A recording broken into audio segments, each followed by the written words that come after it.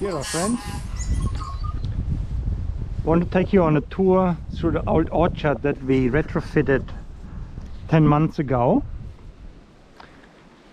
just to see how everything developed. So this is an orchard that had been established before we arrived here.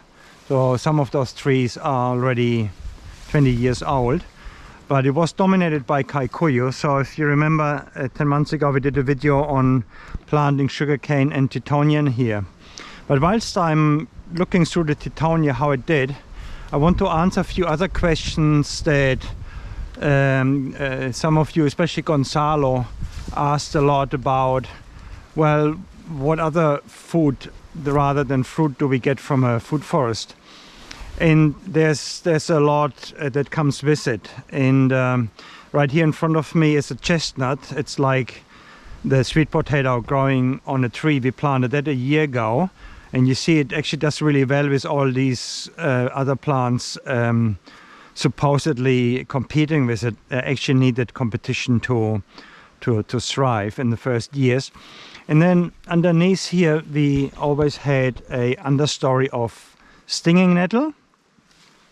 And because there's still some sunlight coming in, we got puha, the sow thistle.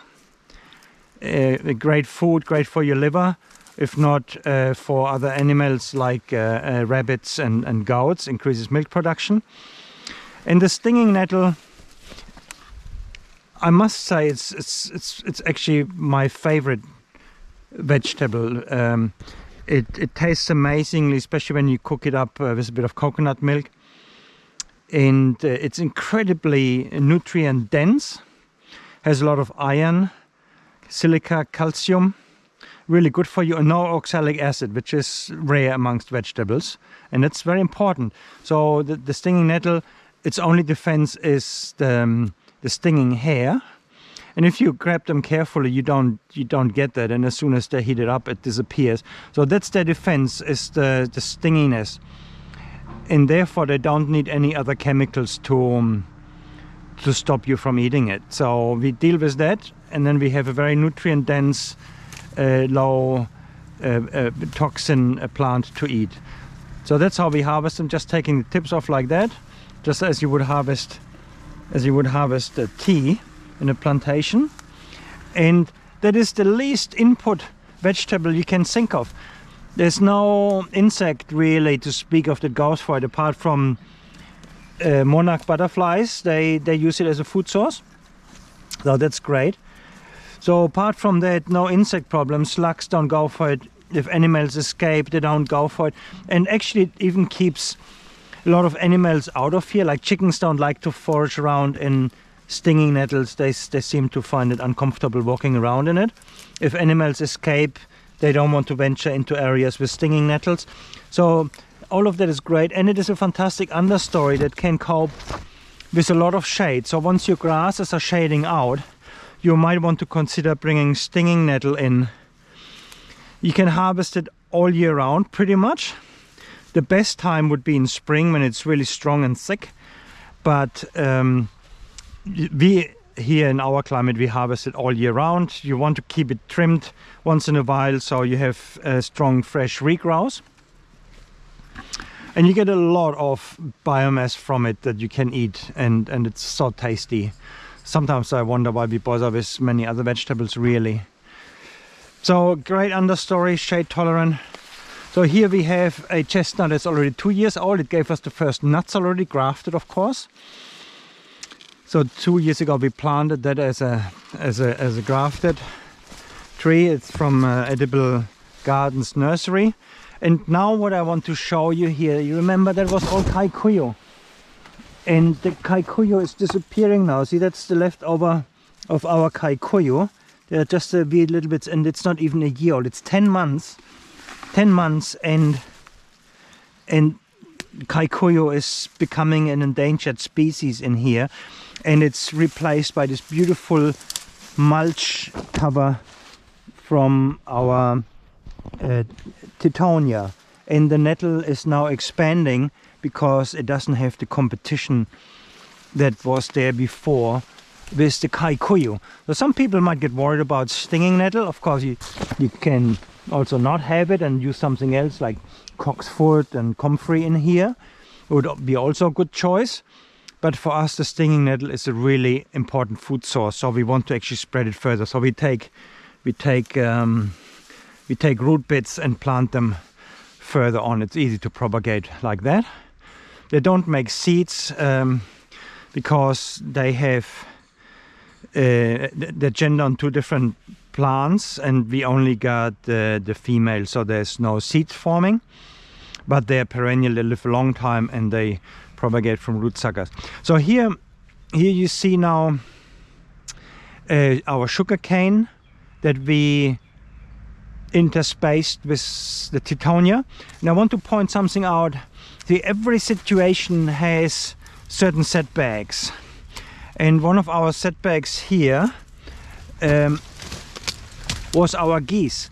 They ring-barked all of our Tithonia. It has formed new bark again, but it was really handicapped by that. So when they were about half year old, the geese suddenly wanted to eat the bark, and geese do that. They can ring-bark your fruit trees, even walnuts. We have lost 2 geese ring-barking them.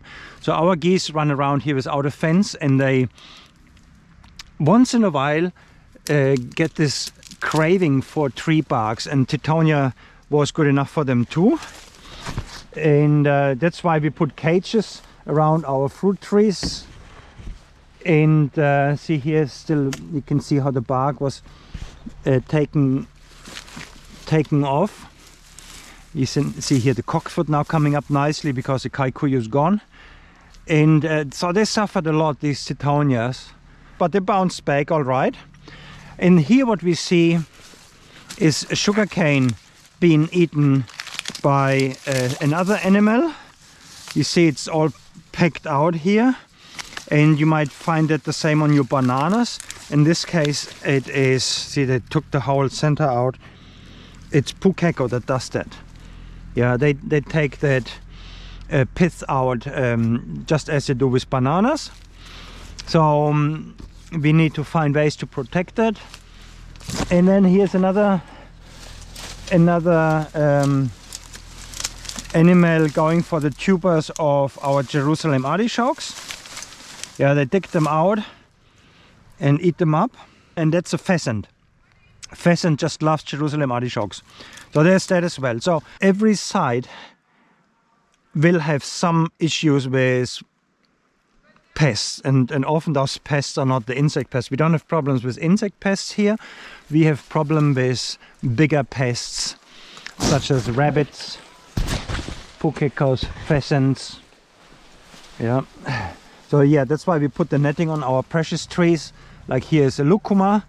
We know that rabbits would love to eat the bark of lucuma trees. They're worth a lot to us. So we put these old oyster nettings around some of our precious trees. Yeah. And I want to point out again what we did here 10 months ago. We planted these dense rows of Tithonia, elderberries, mulberries, and sugarcane perpendicular to the flood direction. So when we have inundations, the flood comes through this way, and we have all of these guys combing out the debris of the water. So we are harvesting soil here. We are harvesting all these leaves and branches that come out of the forest, and they will add to the mulch here. And that's why alluvial flats like this one are fertile, because there would have been originally a vegetation that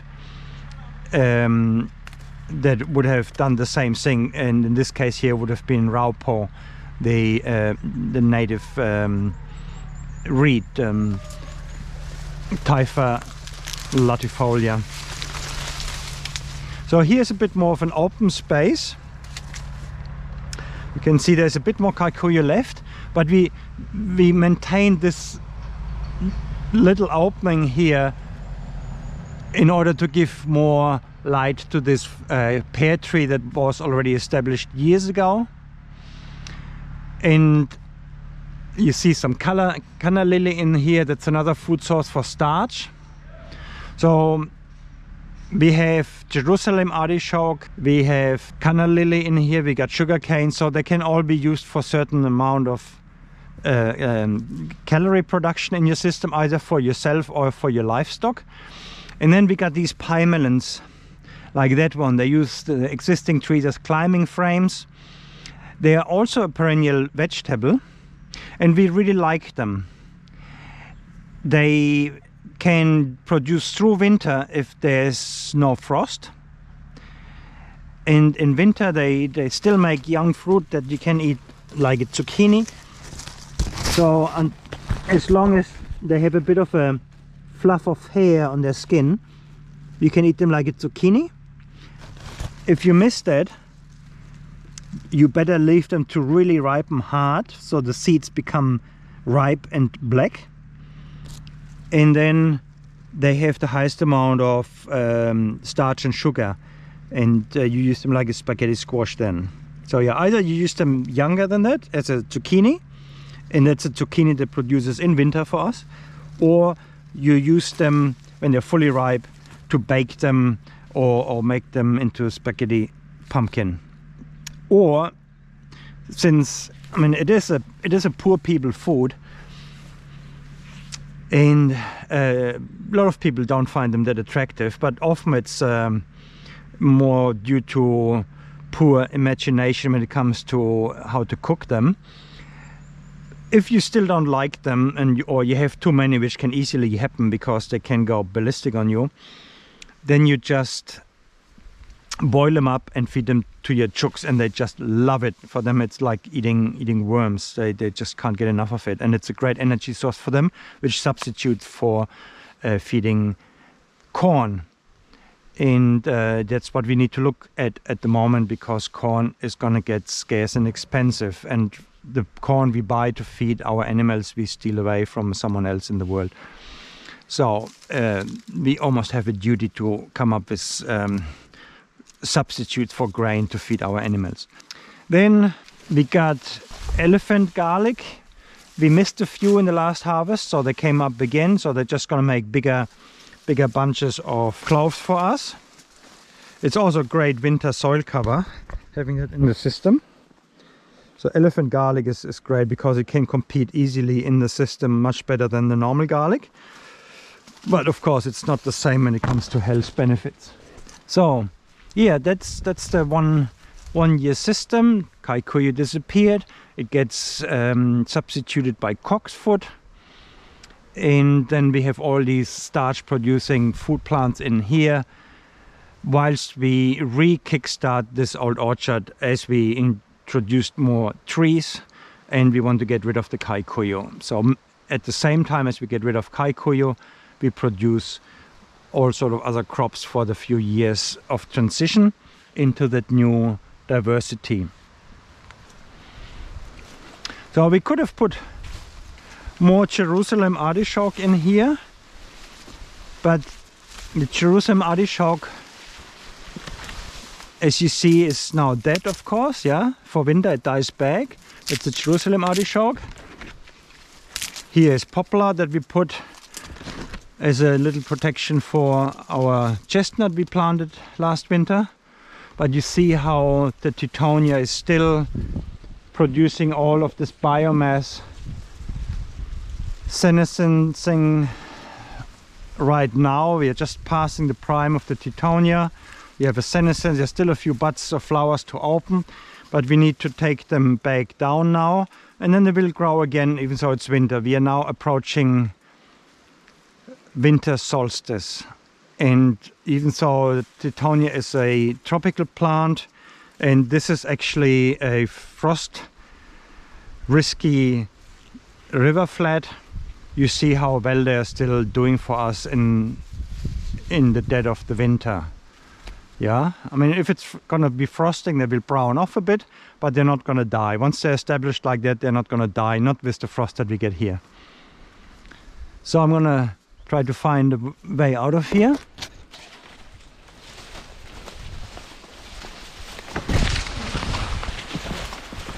So I need to actually open that up.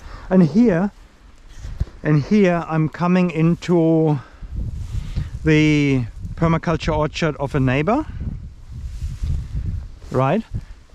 And it's not an orchard in the sense that the plants are all the same species.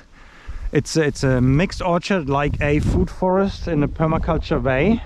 But you can see what happens when you don't come in with the full density and you live forever with that kikuyu.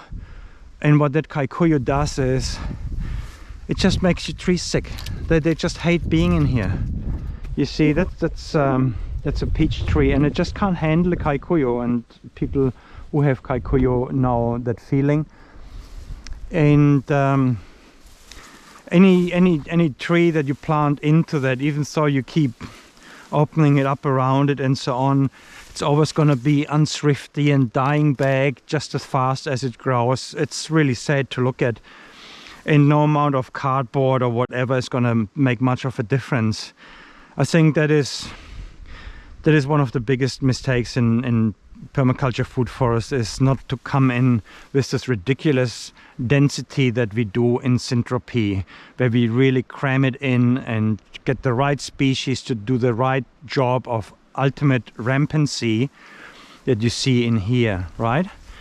There's just no place for kikuyu anymore. Even so, the kikuyu was the same as here. We have gone out of kikuyu in 10 months, and it can happen so fast here because even so Titonia is a plant that can live on rough sites. It is nevertheless appreciating that extra fertility on these fertile flats, and that's why we got out of kikuyu within the first year.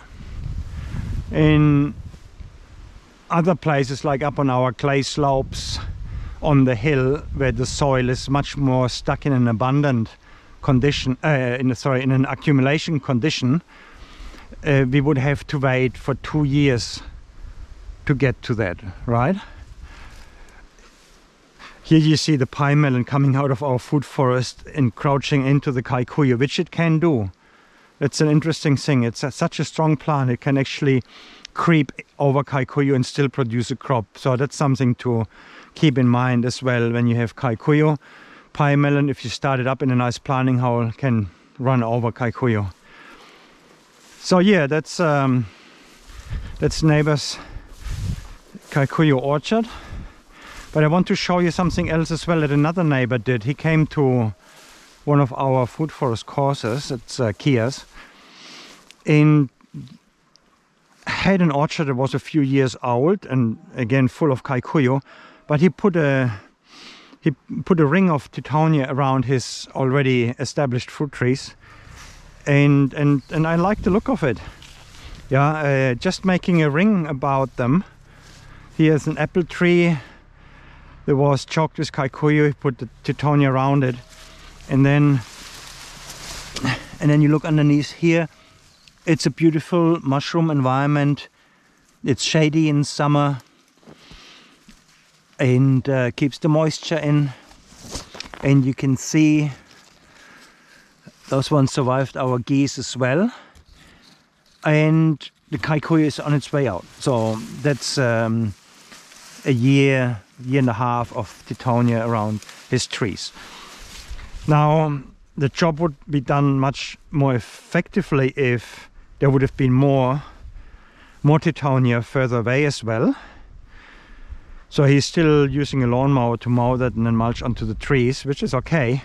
But personally, I prefer having rows rather than these round spots, because you get out of the kikuyu faster and you make your grass management easier. You don't have to go in between here still. What's the point of having that grass left?